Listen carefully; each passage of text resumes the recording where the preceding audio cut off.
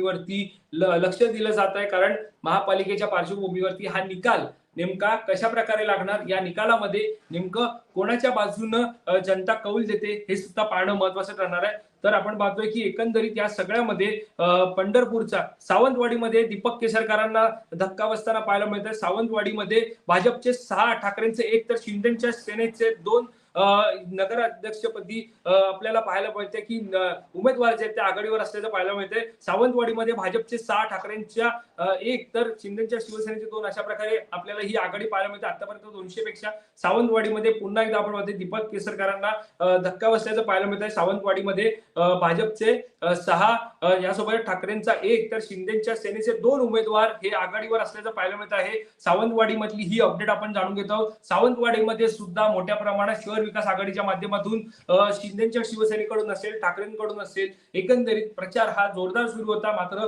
भाजपकडून सुद्धा प्रचार होता. मात्र सावंतवाडीमध्ये आता आपण पाहतोय सावंतवाडीमध्ये भाजपचे 6, ठाकरेंचा 1 तर शिंदेच्या सेनेचे 2 उमेदवार हे सध्या आपल्याला विजयी झाल्याचं पाहायला मिळत आहे.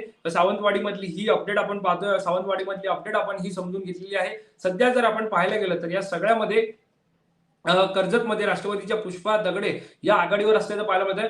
कणकवलीमध्ये शहर विकास कणकवलीत भाजपचे 7 नगरसेवक विजयी झाल्याचं पाहायला मिळत आहे. कणकवलीचा निकाल आपण पाहतोय. कणकवलीमध्ये भाजपचे 7 नगरसेवक हे विजयी झाल्याचं पाहायला मिळत आहे. कणकवलीमध्ये निश्चितच आपण पाहतोय भाजपचे 7 नगरसेवक हे आपल्याला विजयी झाल्याचं पाहायला मिळतंय. एकंदरीत पूर्णपणे या सगळ्याचा निकाल हा आपण पाहतोय. सध्या लक्ष होतं ते म्हणजे या स्थानिक स्वराज्य संस्थेच्या निवडणुकीच्या पहिल्या टप्प्यातील नगर परिषद, नगरपंचायतीच्या निवडणुकांच्या पार्श्वभूमीवरती जर आपण पाहायला गेलं तर निश्चितच सगळा निकाल जो होता या सगळ्यामध्ये नगर परिषद, नगरपंचायतीच्या निवडणुकीमध्ये नेमका जनता कोणाच्या बाजूने कौल देते महत्वाचं होतं. महाडचा निकाल आपण पाहिला, कणकवलीचा पाहिला, मालवणामध्ये आपण नेमकं कशा प्रकारे निकाल लागतोय हे सुद्धा पाहिलं. चिपळूण मधला निकाल आपण जाणून घेतलेला आहे. विदर्भातील असेल, अंबरनाथ, बदलापूर मधली काय अपडेट आहे ती आपण जाणून घेतलेली आहे. त्यामुळे आता या सगळ्या मतमोजणीला, नगर परिषद, नगरपंचायतीच्या निवडणुकीच्या मतमोजणीला जी आहे ती आपण पाहतोय की एकंदरीत सुरुवात जी आहे ती झाल्याचं पाहायला मिळत आहे.